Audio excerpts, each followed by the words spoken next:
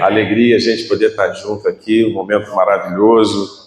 Fizemos aí um louvor tão abençoado, um tempo tão maravilhoso, e a gente glorifica muito a Deus por esse tempo, né? Agradecendo pelo nosso GC, né? Mais um GC lá no centro, vai ser bênção de Deus, né? A Lia me deu muito trabalho, não sei se vocês sabem disso, né? Essa garota aí deu trabalho pra caramba. Agora ela tá dando trabalho pro inferno, mas ela deu muito trabalho, né? Ela tá aí, ela é sempre assim, ela sempre foi muito determinada, né? E eu sempre falava assim, ó, no dia que você se colocar à disposição, vou colocar essa determinação para Deus, vai ser poderoso. Prazer te rever, meu amado. Quanto tempo, hein? Né? Cabeça branquinha, tá? Bênção do céu, né? Deixa eu ver se você ainda tinha um cabelinho preto. O meu eu não pinto, não, viu? Eu chego lá na Melodia, nas sextas-feiras, quando eu estou lá com o pastor Eliel, ele fala assim, e essa tinta aí? Eu falei, Eliel, não uso tinta, é natural. Ele, tá bom, só vou acreditar porque eu sei que você é homem de Deus. Mas eu era doido para ter cabelo branco, né? Meu avô tinha um cabelo branquinho e tal, e de vez em quando aparece um, e da mesma forma que ele aparece, ele desaparece, não sei como. Então eu não tenho, eu gostaria até de ter, eu não tenho, mas é uma bênção muito grande. Amados, nós hoje estamos aqui para participar de um momento muito especial na vida da igreja, que é a Ceia do Senhor. A Ceia do Senhor é um tempo maravilhoso, onde nós trazemos à memória aquilo que Cristo já fez, aquilo que Cristo realizou, e celebramos a morte dele e a sua ressurreição. Uma coisa importante, deixa eu compartilhar com vocês aqui, é algo acerca desse lugar. E é importante você entender o que eu quero passar para você. O que é, pastor? Quando, algum tempo atrás, né, o Gabriel estava aqui junto com a turma, o trabalho estava desenvolvendo, e durante quase 2 anos, quase todos, não foi uns 2 anos, mais ou menos, né, 2 anos, todos os domingos, e às vezes alguns eventos, Gabriel, juntamente com o povo daqui, ia lá para a nossa sede, quase 2 anos, e a gente admirava aquele empenho da turma de sair, às vezes não é tão distante, hoje eu levei 30 minutos dali para cá, é rápido, às vezes você é rápido, hoje eu vim pela estrada de Madureira, e às vezes é rápido, mas às vezes não é tão rápido de você vir. E aí tem o trabalho de terminar o culto, pegar o trabalho, depois voltar para cá, e cada uma das pessoas moram em lugares distintos. E o que acontece? O que eu quero dar esse testemunho para você é algo que eu queria realmente falar. E aí o Gabriel, juntamente com um grupo, né, a gente tinha um GC aqui, um GC muito grande, enfim, mas ficou difícil para eles, e o pessoal iria se dispersar, e estava tudo bem em relação a isso, porque ninguém iria se afastar do caminho do Senhor, mas eles iriam procurar uma igreja, procurar um lugar para estar congregando mais perto. E aí Gabriel falou comigo, eu falei assim, cara, vamos orar, né? E para que a gente possa abrir um trabalho, né, a gente tem que ter uma estrutura. A gente precisa ter estrutura, a gente não pode abrir um trabalho simplesmente por abrir. Então, e a igreja que estava presente, ela teria que ter essa estrutura para poder manter o trabalho. E aonde estava a dificuldade? Pastor, a dificuldade é que nós estávamos fazendo, ainda estamos fazendo, uma obra muito grande e que requeria de cada um de nós, assim, uma atenção redobrada. E eu fui orar. E geralmente, por exemplo, a gente não vai conseguir abrir uma igreja, um lugar, sem que a gente tenha pelo menos aí de 5 a 10 G6 funcionando. Entende? Para que o GC tenha estrutura e nós não tínhamos esses G6, essa quantidade toda. E segundo a regra, segundo aquilo que a gente aprende, e até mesmo dentro da questão de administração, enfim, a gente tem que sempre fazer uma estrutura que viabilize a gente trabalhar. E por que eu estou dando esse testemunho? Eu só quero dar esse testemunho bem antes, porque a gente sempre tem apresentado a Deus em oração. Então a gente nem sempre vai tomar uma decisão pelo aquilo que está diante dos nossos olhos, mas aquilo pelo que Deus fala. E humanamente falando, não daria para a gente estar aqui. Não sei se você está entendendo. Humanamente falando, a gente não teria como arcar com o aluguel, que é aqui, que não é barato, mais as despesas, mais tudo, não teríamos como fazer. Mas foi algo interessante, porque eu quero falar sobre isso, e quando eu vejo isso, eu acredito naquilo que Deus fala, mas Deus falou comigo, que era para que a gente pudesse abrir aqui, que era para a gente começar o trabalho aqui. E aí a gente veio aqui, a gente procurou, né, Gabriel, o pastor também, e aí a gente chegou aqui nesse lugar. E eu tenho muita certeza disso. E por isso que eu quero dizer para vocês, vocês estão em um lugar e que Deus queria abrir. Vocês estão numa porta que foi aberta, porque Deus queria abrir essa porta. E Deus queria fazer algo, e já está, e vai fazer algo ainda maior nesse lugar. Por isso, vocês são privilegiados de quê, pastor? De poder estar começando essa obra e fazendo parte dessa história. Quando nós começamos lá em Grão-Pará, foi mais ou menos assim. Nós fomos enviados para lá, e quando nós chegamos lá, nós não tínhamos 1/5 da estrutura que vocês têm aqui. Na verdade, nós fomos para uma sala, e chegamos naquela sala, nós começamos a nos reunir ali. E as pessoas começaram a vir. E à medida que as pessoas vinham, a gente foi pregando o evangelho com muita simplicidade. E nós dávamos estudo bíblico às quartas-feiras. Era o que nós fazíamos, estudávamos a palavra. E no momento em que começamos a estudar a palavra, as pessoas começaram a vir. E a gente tinha muitas crianças, e a anfitriã, ela tinha um desprendimento juntamente com seu marido, e eles deixavam as crianças, muitas crianças iam para a cama, para cima da cama era o lugar que a gente tinha. E lá elas davam aula, ela, a cunhada, fazia uma obra maravilhosa, e a gente começou ali. E a gente não tinha estrutura, a gente não tinha o apoio da igreja sede, não porque a igreja sede não queria apoiar, mas a igreja sede não tinha recursos para poder apoiar. Então não se trata de apoio porque não queria, mas se trata de apoio porque não tinha. E nós começamos ali a trabalhar, a desenvolver o trabalho, e é muito interessante quando você está no lugar que Deus quer que você esteja, e quando você está fazendo aquilo que Deus quer que você faça. Se você tiver paciência, e se você tiver com os teus olhos focados em Deus, você pode aguardar que vai chegar uma hora em que as coisas vão acontecer. Nós viemos dali e muitas pessoas falam, cara, vai para Grão-Pará, vai para aquele lugar esquecido, e Deus é maravilhoso, e Ele gosta de ser lembrado em lugares em que Ele é esquecido, em ser lembrado em lugares em que as pessoas não acreditam que ali possa acontecer alguma coisa. E o que aconteceu lá foi que nós perseveramos. Na época era eu, minha esposa, minha filha com 4 anos de idade. E nós não tínhamos carro, não tínhamos nada, apenas o Cabo Sul Central, que era o ônibus que a gente pegava. E vocês aqui, eu não dispensa comentário, o pessoal que já conhece lá, era o único ônibus que a gente tinha, e a gente, muitas das vezes, com muita dificuldade, eu, minha esposa e minha filha, e às vezes nem minha esposa e minha filha podiam vir, porque nós não tínhamos dinheiro de passagem para todos.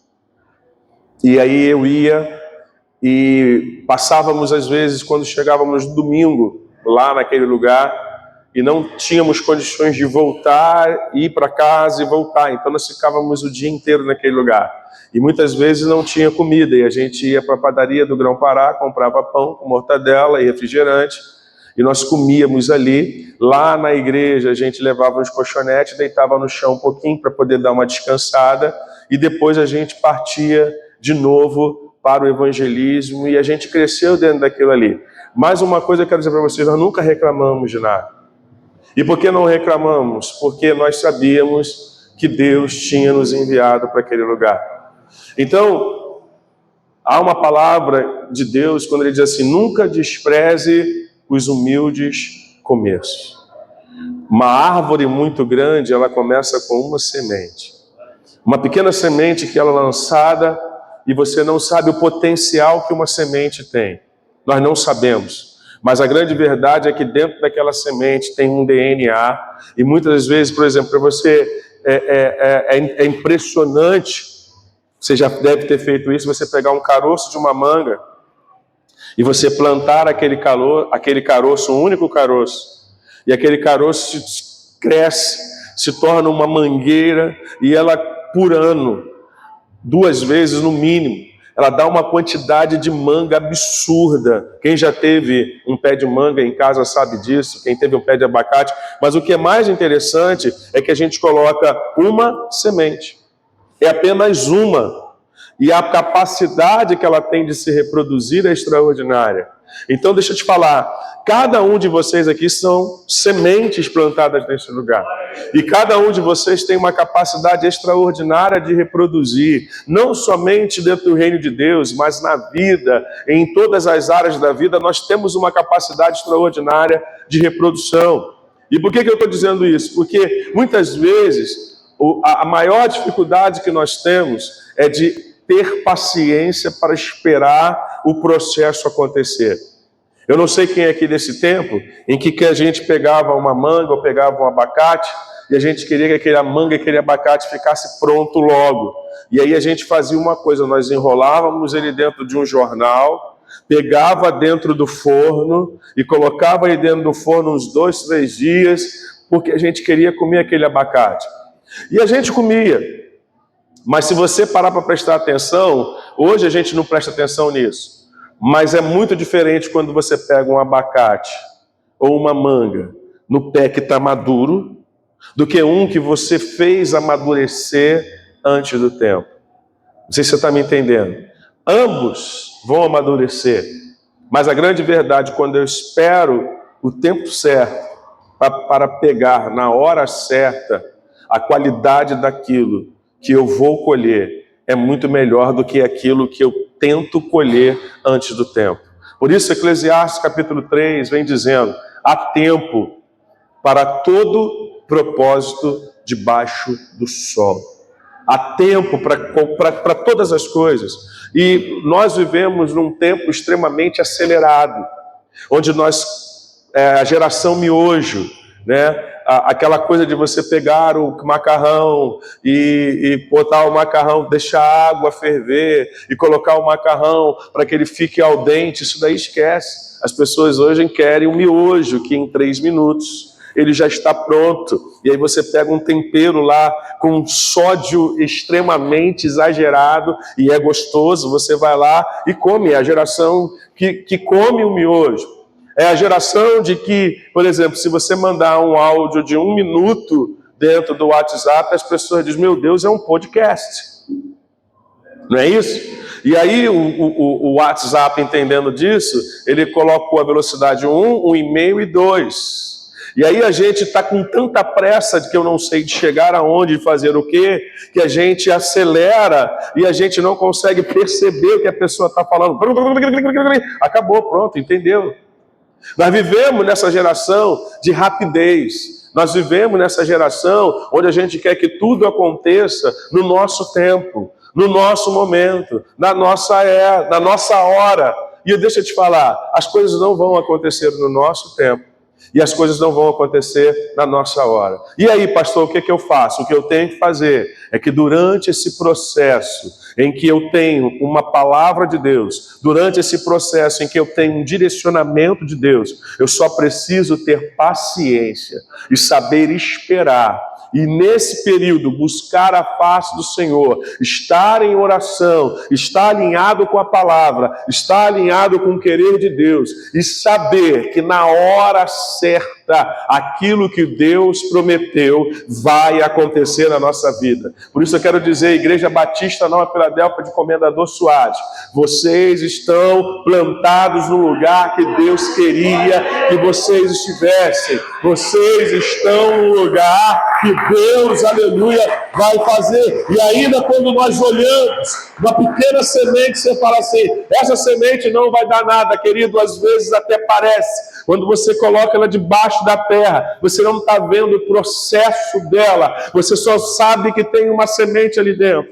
E em alguns momentos a gente pensa até que aquela semente morreu. Em alguns momentos a gente fala, isso aí não vai dar em nada. Mas a Bíblia diz, se o grão de trigo cair na terra e não morrer, fica ele só. Mas quando ele morre, ele passa por um processo de transformação. Ele vai crescer e vai dar muitos frutos. E eu creio que Deus já está fazendo isso e vai fazer isso, porque se viéssemos para cá e apenas uma pessoa tivesse entregue a sua vida a Jesus, valeria tudo aquilo que aconteceu. Mas eu tenho certeza que Deus ainda vai fazer muito mais. Então eu queria que você alegrasse o teu coração. E por que eu estou falando sobre isso? Porque vocês já começaram muito melhor do que quando eu comecei. E às vezes podemos reclamar, poxa, está calor, eu não tenho ar-condicionado. Nós só tivemos que ter ar-condicionado lá na nova igreja.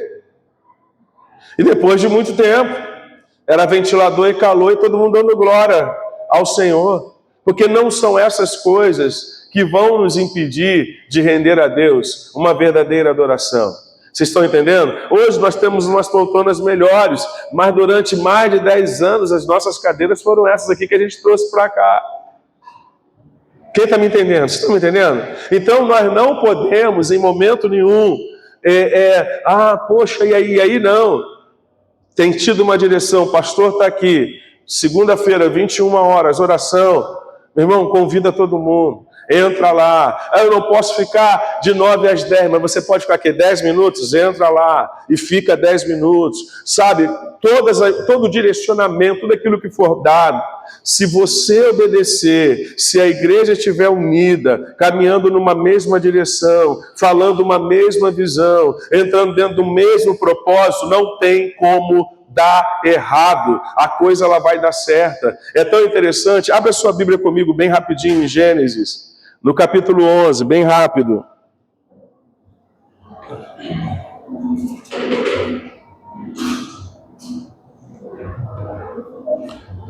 Olha que coisa interessante.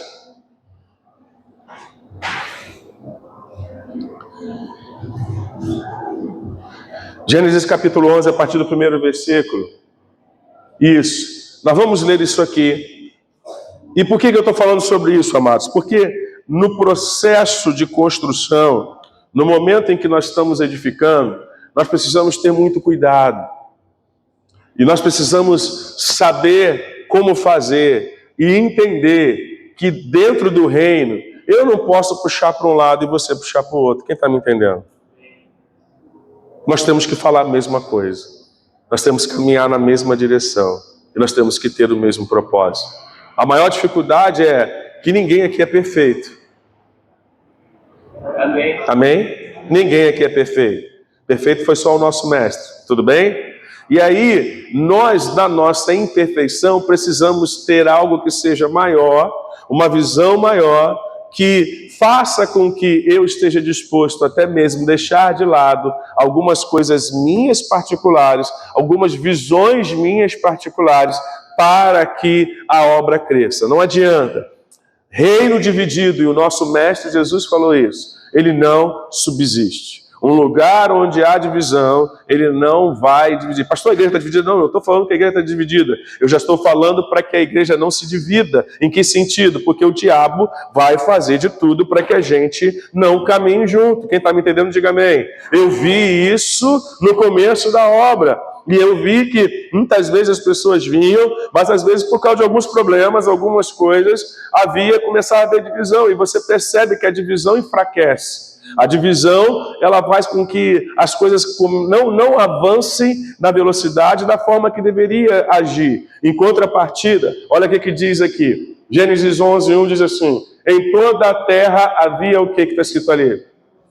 Apenas uma língua e uma só maneira de falar. Ora, uma única língua e uma só maneira de falar, o que nós estamos entendendo é que ali havia entendimento. Eles conseguiam se entender, havia um entendimento entre eles. Então, a comunicação não era uma comunicação truncada, era uma comunicação onde todos entendiam. E eu acho interessante quando o Senhor diz isso: em toda a terra havia apenas uma língua e uma só maneira de falar. O que significa? Todo mundo se entendia. Não haviam duas formas, não havia maneiras diferentes, porque havia, na verdade, era apenas uma língua. Havia o que me ajuda? Apenas uma e uma só maneira de falar. Olha o que diz o versículo 2. Os homens partiram do Oriente e encontraram uma planície na terra de Sinar e habitaram naquela planície. E aí diz o texto: e disseram uns aos outros, venham, vamos fazer tijolos e queimá-los bem. E os tijolos serviram de pedra e o betume de argamassa. Então eles tiveram uma ideia: vamos sair daqui, vamos para um outro lugar, porque eles estavam recentes, já tinha acontecido o dilúvio já tinha acontecido, Deus já tinha destruído aquilo tudo, e agora os homens estão reconstruindo, e dentro desse processo de reconstrução, eles saem para construir algo. E aí olha o que eles têm de ideia. Vai lá. Então, disseram, venham, vamos construir uma cidade e uma torre cujo topo chega até onde? Os céus, e tornemos o quê? Célebre o nosso nome, para que não sejamos espalhados por toda a terra. Agora, olha só o que Deus falou. Deus, quando Noé sai da arca, juntamente com a sua família, 8 pessoas, o Senhor falou para ele novamente: cresça, multiplique, expanda, encha a terra. Olha o que eles fizeram. Nós não vamos fazer isso. Nós vamos nos concentrar em um lugar e vamos ficar aqui. E agora o que nós vamos fazer? Vamos fazer uma torre, algo que seja imponente, algo que realmente faça com que, se houver um dilúvio novamente, nós estaremos protegidos. Olha o que eles estavam querendo fazer. Eles estavam querendo se proteger de um juízo de Deus. E também diz assim: e o nosso nome seja célebre. Eles queriam ter um nome, queriam ter serem exaltados realmente. A soberba do coração deles era uma coisa real.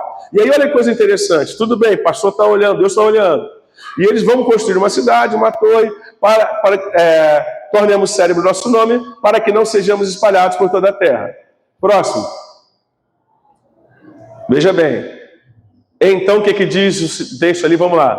Então, o Senhor desceu.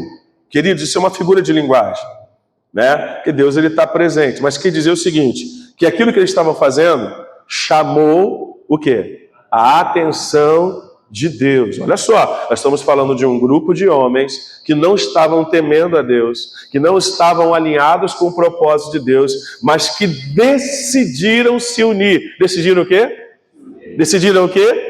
Falando uma mesma língua, cada um ajudando, não era um puxando para o lado, era outro puxando por outro, tinha o líder, a liderança estava ali, estava o grupo trabalhando e eles também trabalhando. Agora olha só, isso chamou a atenção. Então disse assim: então o Senhor desceu para ver o quê? A cidade e a torre. Eles estavam construindo uma cidade e uma torre, beleza. Que os filhos dos homens estavam construindo. Passa. Aí olha o que Deus disse. Aqui é uma chave poderosa. Preste atenção. Se nós entendermos isso, não haverá... E isso aqui é um princípio só para aplicar na igreja? Não. Isso aqui é um princípio para você aplicar em todas as áreas da sua vida. A Bíblia ela é fantástica por isso. Ele diz assim: eis que o povo é o quê? O que está escrito ali? O povo é o quê? Um. E todos têm o quê? A mesma língua. Então ele fala, o povo se uniu. Ali é muito mais de dizer que eles estão unidos. O Senhor conseguiu ver que eles não ficaram apenas unidos. Eles entraram em unidade. Eles entraram em quê, amados? Unidade. Em unidade. E eles falam assim, o povo é um. Além de entrar em unidade, eles entraram em acordo. Diga comigo, unidade e acordo.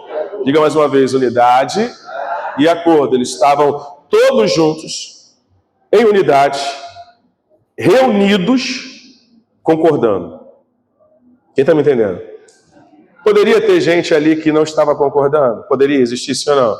mas eles deixaram de lado o que eles pensavam e se uniram em prol daquele objetivo. Aí olha o que Deus fala. O que diz ali? Isto é o quê? Apenas o começo. Ele diz assim: agora não haverá restrição para tudo o que planejam. Irmãos, quem está falando isso aqui? Quem está falando isso aqui? Deus fala assim. Eles entenderam. Por quê? Deixa eu te falar. Qual é o princípio do céu? Unidade. Pai, Filho e Espírito Santo. Eles, queridos, preste atenção, não tem discórdia entre eles. Eles são tão intrínsecos que, ao mesmo tempo que são três pessoas, eles parecem um. Você está entendendo? A unidade deles é tão fantástica e é um princípio deles que, por mais que sejam três pessoas, mas eles ao mesmo tempo são um. Sabe? E aí, quem era o mentor desse grupo aqui? Me ajuda aqui. Quem era o mentor desse grupo aqui? Eu sei que vocês sabem. Quem era o mentor desse grupo que estava construindo a torre e que estava edificando a cidade? Pode falar? Satanás, irmão. Ele era o mentor. Ele estava na cabeça, mentoreando, direcionando o líder daquela rebelião. Quem está me entendendo? Ele não estava lá embaixo, não, ele estava na cabeça, ele estava no cabeça, naquele que desenvolvia. E ele veio da onde? Ele veio de lá, amados.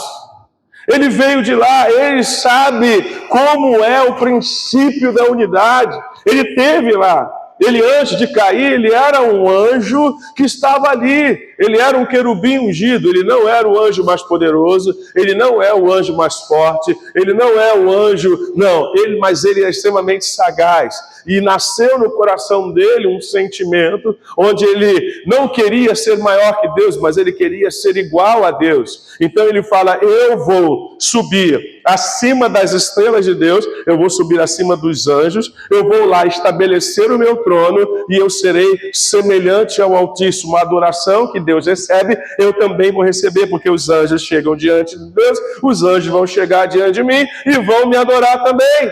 Quem está me entendendo? E ele teve que ser lançado por terra. E deixa eu te falar, não existe dualismo. Pastor, o que é dualismo? A briga de Deus com o diabo. O diabo é só um anjo, amado. Ele só está aqui na terra ainda para cumprir um propósito. Porque se Deus fizer assim, ó, acabou. Você está entendendo? O Deus que tu serve, ele é todo poderoso. O Deus que tu serve não tem ameaça. O trono de Deus está sendo ameaçado. Não existe ameaça no trono de Deus. Deus não é ameaçado em momento algum. Não existe ninguém nesse universo, na terra, no mundo espiritual, que tenha poder de ameaçar o Deus que eu e você, que nós servimos. Você pode dar um glória a Deus? Deus está reinando. Deus está governando. Deus está reinando absolutamente dele. E os planos e os projetos dele, todos eles acontecerão para a glória de Deus. Ninguém vai impedir o projeto, o plano que o nosso Deus arquitetou. Então nós estamos seguros nas mãos de um Deus que sabe exatamente o que está fazendo. Vocês entendem isso? Porque tem assim no diabo. Irmão, o diabo ele é apenas um agente que está cumprindo um propósito por um determinado tempo, mas o destino dele ele já sabe. Ele vai ser lançado no lago de fogo. E lá é a segunda morte, ele vai ser lançado lá. Ele, a besta, o falso profeta, eles vão ser tudo lançados. Ele já sabe qual é o destino dele, querido. E nada que ele faça vai mudar isso, já está escrito, a história está lá. E qual é a raiva dele? A raiva dele, e eu vou dizer qual é uma das raivas dele, sabe por quê? Porque às vezes nós, como homens, não queremos saber de Deus. Nós, como homens, fazemos coisas erradas. Nós, como homens, nos afastamos de Deus. E aí, sabe o que acontece, querido? Escuta. Aí, esse homem que fez tudo de errado, um dia, ele sente um toque.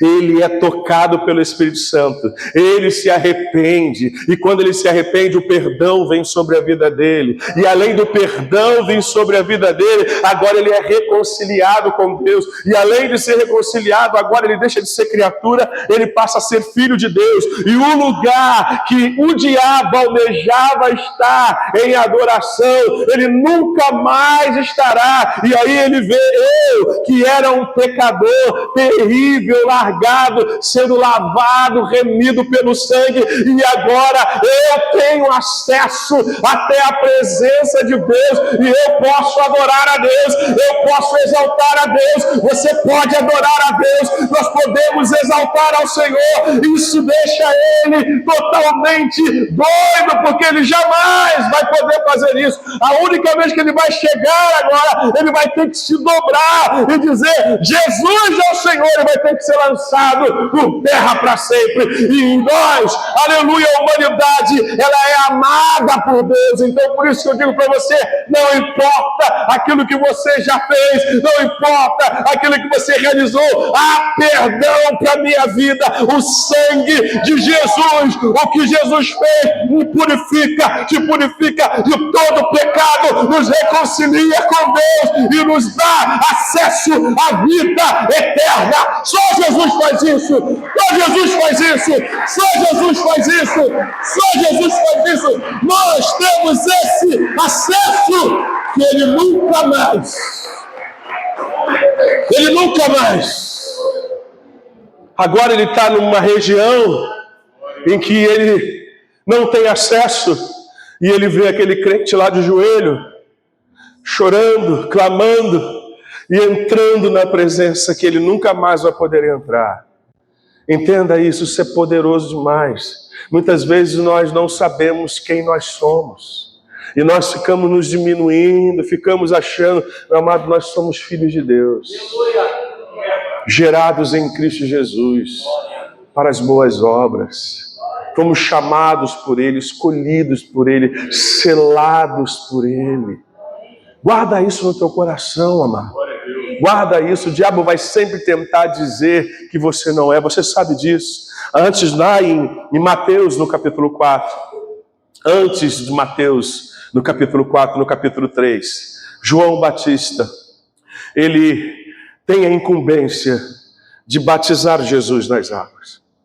E é interessante que quando ele está ali, de repente, ouve-se, o céu se abre, o Espírito desce numa forma corpórea como uma pomba, e ele ouve uma voz que dizia, esse é o meu filho amado, em quem eu tenho prazer. Olha só que cena maravilhosa. Pai, o Filho e o Espírito Santo junto. E o Pai falou para ele, esse é o meu filho amado. No capítulo 4, diz o texto, tendo Jesus sido levado pelo Espírito Santo para ser tentado no deserto. Olha que coisa interessante. Quem levou Jesus para ser tentado não foi o diabo, mas quem levou Jesus para ser tentado foi o Espírito Santo. Entende? Ele precisava passar por aquilo ali. E a primeira coisa que o diabo fala assim, se tu és filho de Deus. Sabe o que é isso? Colocar em dúvida a identidade. A identidade. Mas ele se deu mal, ele usou uma estratégia errada, sabe por quê? Jesus ainda estava com aquela vozinha gostosa. Jesus estava com aquela voz gostosa quando ele desceu a água. Ele desceu lá na água, quando ele levanta aquela vozinha, esse é o meu filho amado, é quem tem prazer. Ele está com aquela voz gostosa ainda, ecoando no seu cérebro, ecoando nos seus ouvidos, ecoando em seu coração. Ele ainda está ouvindo, eu sou o filho amado, eu sou o filho amado, eu sou o filho amado. O diabo, se tu és, ele fala, mas eu sei que eu sou. O Pai testifica, o Espírito testifica, eu testifico em meu coração que eu sou o filho amado. Deixa eu te falar, querido, essa é a tua identidade. Quando Deus olha para mim e olha para você, Ele nos vê como filhos amados do Senhor. É um amor que transcende, não é um amor pautado naquilo que eu faça ou que eu deixe de fazer, mas é um amor pautado naquilo que Jesus fez. Deixa eu te falar, Ele não me ama pelo que eu sou, mas Ele me ama pelo que Jesus fez. Então, quando Ele olha para mim, quando Ele olha para você, Ele consegue nos amar, porque o próprio Paulo diz: eu sei que em mim não habita bondade alguma, mas ele diz: a bondade que existe em mim, o bem que existe em mim, é fruto do amor, é fruto da graça, é fruto da bondade de Deus, é fruto da autoridade de Deus, é fruto da graça de Deus sobre a minha vida. Então, querido, aleluia, pastor, eu sei que eu não sou tão bom, eu sei também porque eu também não sou tão bom, mas Deus, quando olha para mim, Ele olha além das minhas mazelas, Ele olha além das minhas maldades, Ele olha, Ele vê Jesus através da minha vida, a ira dele se aplaca e Ele me recebe e diz: olha, eu sei quem você é, mas eu vou te ajudar a melhorar cada vez mais, eu vou te ajudar a ser transformado de glória em glória, eu vou te ajudar a viver coisas extraordinárias. Então nós precisamos ter essa consciência bíblica. Quando o diabo chegar para você e dizer assim: você não é nada, você fala assim: realmente, Satanás, eu não sou nada. Nisso eu tenho que concordar com você. Eu não sou nada. Ailton não é nada. Mas aquele que está em mim, aquele que habita em mim, aquele que me perdoou, Ele é tudo e Ele é maior do que você. Amados, nós temos que levantar o escudo e não permitir que algumas palavras que venham como flechas para entrar em nossos corações e fazer com que a gente desacredite daquilo que Deus já falou para mim e para você. Guarda isso no teu coração, querido. Vamos voltar ao texto. Guarda isso no teu coração. Por que eu estou falando sobre isso aqui? Porque quando você vê, o Senhor diz assim, ó: o povo é um. Todos têm a mesma língua. Estão em unidade. Eles entenderam. O mentor deles explicou: olha, se fizer assim, vai funcionar. Se fizer dessa maneira, vai funcionar. Eles disseram: legal, cada um no seu papel. Ninguém querendo fazer o que o outro tinha que fazer. Cada um dentro da sua função. O que acontece? Nós somos peças de uma grande engrenagem. Se cada um de nós conseguir exercer o papel que nós temos, entendendo que nenhuma peça aqui é maior ou melhor do que a outra, ninguém aqui é melhor do que ninguém, mas cada um de nós tem papéis específicos para desenvolver dentro de uma engrenagem maior, cujo objetivo principal e final é o quê? A glória de Deus, é a promoção do Evangelho, é o crescimento do reino de Deus. Então, quando todo o corpo bem ajustado, com o auxílio das juntas e ligaduras, ele está vivendo dentro dessa unidade, o que resultado final vai ser o quê? Uma promoção, um crescimento em amor. Quem está me entendendo, diga amém. Aí ele fala: isto é apenas o começo. Volta só um pouquinho. Agora não haverá o que está escrito ali? Restrição para o quê? Algumas coisas? Tudo o que planejam fazer. Vocês já viram o carnaval? Por exemplo, termina o carnaval e no mês seguinte eles já estão começando a se preparar para o carnaval do ano seguinte. O carnaval é uma ideia. Deixa eu te falar, é uma ideia. E as pessoas abraçam ideias. Se essa ideia for convincente, as pessoas vão seguir essa ideia. E por que tantas pessoas fazem isso? Às vezes saem do trabalho tarde, pagam uma fortuna, vão para o ensaio, às vezes pega a noite toda, no outro dia de manhã vão felizes trabalhar, para poder, em um dia, 50 minutos, desfilar numa Marquês de Sapucaí, porque eles abraçaram uma ideia.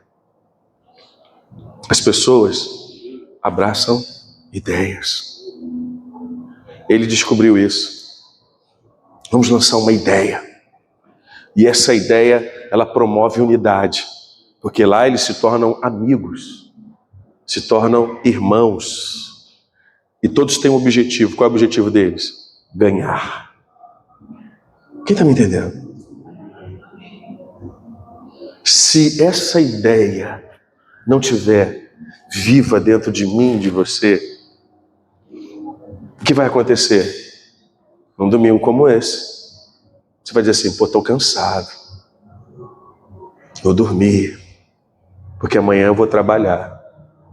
Mas se você tiver a ideia, você entender que você faz parte de algo maior, se você ainda fala assim, não, eu vou descansar quando eu voltar, mas agora eu vou lá para adorar ao meu Senhor e vou chamar outras pessoas para Ele. Vocês venceram. Vocês poderiam não estar aqui. Vocês poderiam estar fazendo outra coisa, mas vocês vieram para cá, porque vocês abraçaram uma ideia.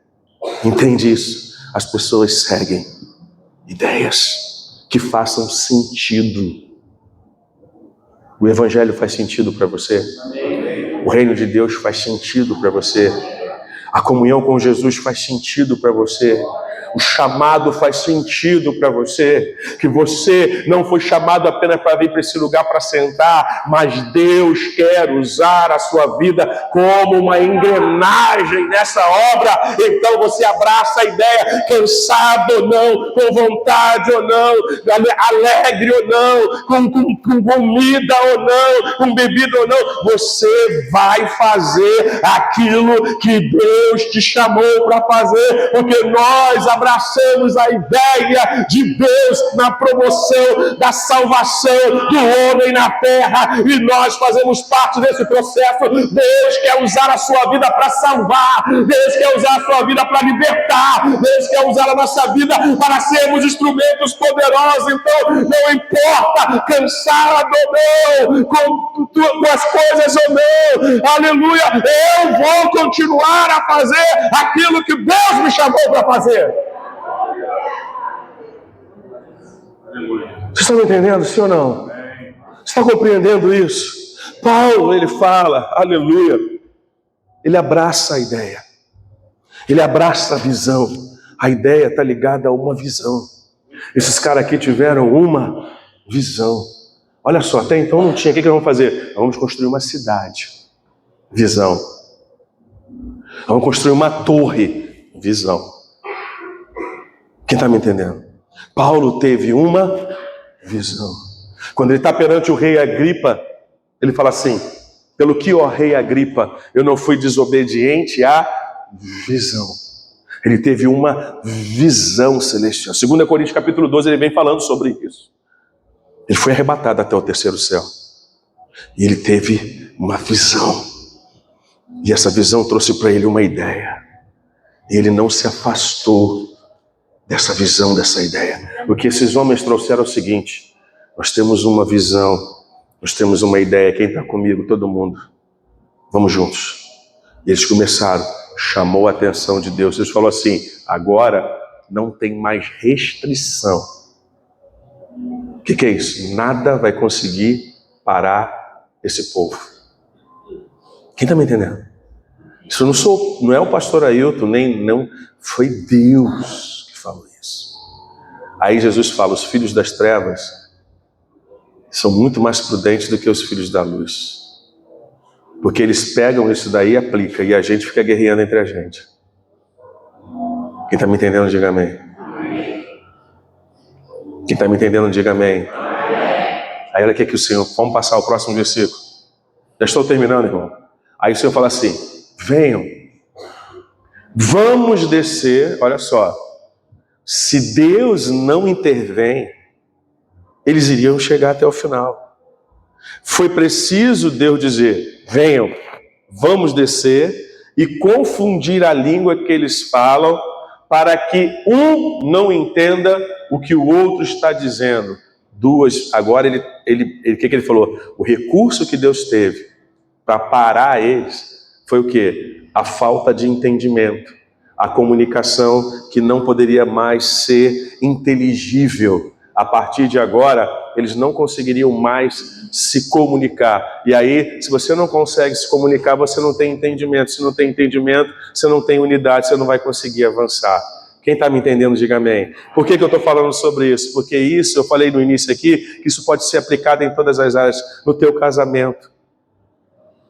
Quem é casado aqui, não adianta querer falar, cada um falar uma língua, vai dar errado. Não adianta um querer puxar para um lado, outro querer puxar para o outro, vai dar errado. Não adianta um querer ser maior do que o outro, vai dar errado, não vai dar certo, não vai funcionar. O que funciona, pastor? Vamos alinhar, vamos falar uma mesma língua, vamos caminhar numa mesma direção, vamos fazer a coisa do jeito que tem que ser feito, vamos trabalhar em cima de uma ideia. E qual é a ideia? O casamento. Qual é a ideia do casamento? Nasceu no coração de Deus. O primeiro casamento, quem celebrou foi o próprio Deus. O pai do noivo era o pai da noiva. E ele celebra. Gera Adão, de Adão gera Eva, e ele celebra uma ideia. Deus queria que eles ficassem bem. Quem está me entendendo? Mas eles não entenderam. Porque, por isso que eu estou te falando, você tem uma empresa. É uma ideia, uma visão. Se cada um tiver visões diferentes, a tua empresa não vai para frente. Quem está me entendendo? Se não abraçar a visão e a ideia, a coisa não flui. Os irmãos estão me entendendo, sim ou não? Estou sendo claro para os irmãos? Está dando para entender? E aí ele fala assim, vamos fazer isso. Eu falo assim, vamos lá descer. E aqui mais uma vez você pode conhecer, ver a triunidade. Quando ele fala assim, venham e vamos descer e confundir. Ora, você está chamando no plural, venha e vamos descer, é porque ele não estava sozinho. Quem está me entendendo? Ali estava o Pai, o Filho e o Espírito Santo. No original via, eia, desçamos e confundamos. Se você quiser mostrar alguém, aonde você consegue ver a triunidade no Antigo Testamento? Aqui é um texto. Vamos descer, vamos confundir a língua que eles estão falando. Entendemos isso, sim ou não? Para terminar, passa ali. Assim, o que Deus fez? Dispersou dali pela superfície da terra e fizeram o quê? Pararam de edificar a cidade. Só pararam porque Deus, ele entrou. Se Deus não tivesse entrado, eles teriam construído. E aí que eles saíram dali, eles não fizeram ali, mas eles conseguiram levar essa ideia e essa visão para outros lugares e eles começaram a construir civilizações. Quem está me entendendo? Unidas com seus princípios, com seus valores, com tudo isso, eles levaram e começaram a levar para lá. E a igreja precisa entender isso. O que nós estamos fazendo aqui, o que nós vamos fazer aqui, é muito importante. Jesus, ele antes de partir, ele falou assim, eu desejei muito estar com vocês. E ele senta com 12 discípulos. Com quantos discípulos? Estavam todos ali unidos. Jesus faz algumas coisas diferentes. Ele lava os pés dos discípulos. Ele traz para a gente ensinamentos poderosos. Mas uma coisa tremenda. Apesar dele saber que todos ali iriam trair. A gente só diz que Judas traiu, né? Não, Judas é o traidor. Judas foi o principal traidor. Porque todo mundo deixou ele. Todo mundo meteu o pé. Na hora em que o negócio pegou, todo mundo, foi embora. Jesus sabia disso? Sabia. Mas ainda assim, ele senta com eles e fala assim, eu desejei muito estar com vocês. E eu quero que vocês saibam. E ele fala, ele pega o pão. E ali era a Páscoa do Senhor. 2 elementos que se destacam ali foi o pão e o vinho. Mas nós sabemos que como a Páscoa existia outros elementos naquela refeição. Existia ervas amargas, existia o cordeiro que tinha sido morto. Por quê? Porque ali era o momento da Páscoa. Mas ele destaca 2 elementos, o pão e o vinho. Quando ele pega o pão, porque ele era o cordeiro. Havia um cordeiro que estava morto ali, mas aquele cordeiro se cumpriria nele. Ele seria o cordeiro que estaria tirando o pecado do mundo. As ervas amargas falam do sofrimento.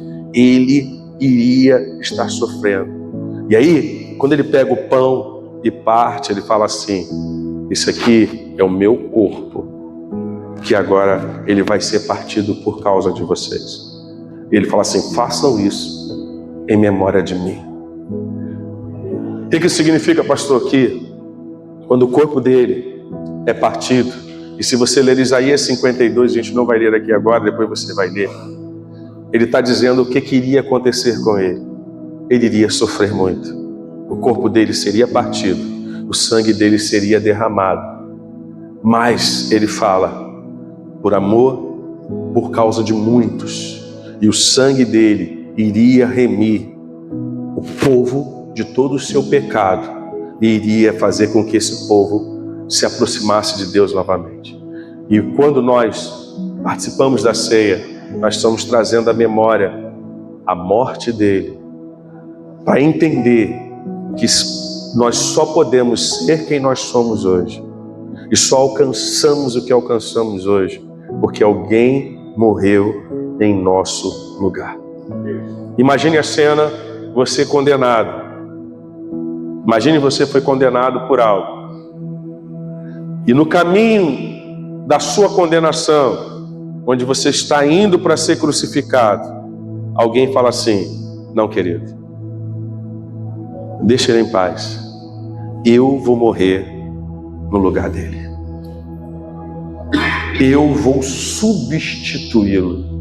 O que Jesus fez é justamente isso. A Bíblia diz que ele morreu a nossa morte, para que nele pudéssemos ser feitos justiça de Deus. Foi o que ele fez por mim e por você. E naquele momento ele fala assim: façam isso em memória de mim. Se reúnam e lembre-se que eu tive que dar o meu corpo, eu tive que derramar o meu sangue para que vocês pudessem ser um. Entende isso? Por que nós somos chamados irmãos sem ser irmãos? Nós não temos consanguinidade aqui. Pode ser que um ou outro tenha, mas através do sangue de Jesus, agora nós somos irmãos. Entende isso? Nós agora somos uma família. Em qualquer lugar que você for no mundo e ali tiver um crente, ele vai te chamar: a paz, meu irmão. O que Jesus conseguiu fazer é extraordinário. Ele consegue quebrar a barreira da inimizade que existia entre os povos. Árabes e judeus se odeiam, mas eu já vi árabes e judeus adorando a Deus juntos por causa do sangue de Jesus. Vocês estão entendendo? O que ele fez transcende a tudo e a todos. E o que nós vamos estar fazendo aqui agora é lembrar desse momento. A ceia é para quem já é batizado, para quem está em comunhão com Deus. Se você já é batizado nas águas, por imersão também, você vai poder participar, independente se você for dessa igreja ou não, você vai poder participar. Mas se você ainda não é, você vai participar conosco de uma outra maneira. Você vai estar comendo aqui, nós vamos, daqui a pouco, o pastor João e Elaine vão estar oferecendo para vocês 2 uvas, e vocês vão poder pegar aqui essas uvas e comer conosco. Mas nesse momento, eu queria que você fechasse os seus olhos, se você puder, apenas 1 minutinho. Se fez sentido para você daquilo que foi dito aqui hoje, é muito importante que você abra o seu coração e permita que o Espírito Santo ele possa fazer uma incursão dentro do seu coração e da sua mente. E ele tem poder de detectar qualquer traço de rebelião, qualquer traço de rebeldia, qualquer traço de autossuficiência, qualquer traço de termo de soberba, de orgulho, de vaidade. E é importante que a gente entenda que todas essas coisas, elas podem quebrar, minar a unidade de algo que é muito maior do que eu e você. Então, nesse momento, Coloca teu coração em Deus agora, coloca a tua alma em Deus, coloca o teu espírito em Deus. E se o Espírito Santo falar alguma coisa, peça perdão e se posicione hoje diante dele para a glória de Deus e abrace a visão, abrace a ideia daquilo que Deus quer fazer nesse lugar. E eu também não sei se temos alguém aqui que ainda não entregou a vida a Jesus, ou alguém que está afastado da casa do Senhor. Sinceramente, eu não sei. Mas se tiver alguém hoje aqui que quer entregar a sua vida a Jesus, ou voltar para Jesus, eu vou pedir a você, a igreja está com os olhos fechados, nós todos estamos com os olhos fechados, apenas eu, pastor, estou com os olhos abertos. Você vai poder me dar um sinal para o Senhor, ao qual eu verei. Se você quer entregar a sua vida ou voltar para Jesus, você vai levantar uma das suas mãos. Se tiver alguém hoje aqui que quer fazer isso, que quer fazer uma aliança com Cristo, essa é a hora. Tem alguém que quer entregar a vida ou voltar para Jesus? É só levantar uma das suas mãos que eu vou ver você e vou conversar com você e vou orar para você. É a decisão mais importante da nossa vida. É a decisão mais importante que você pode tomar na sua vida. É a decisão de servir a Cristo. Amém? Eu não vou insistir, mas se no final tiver alguém, nos procure para a glória de Deus. Amém? Você pode dar graças a Deus por essa palavra. Quantos recebem, digam amém.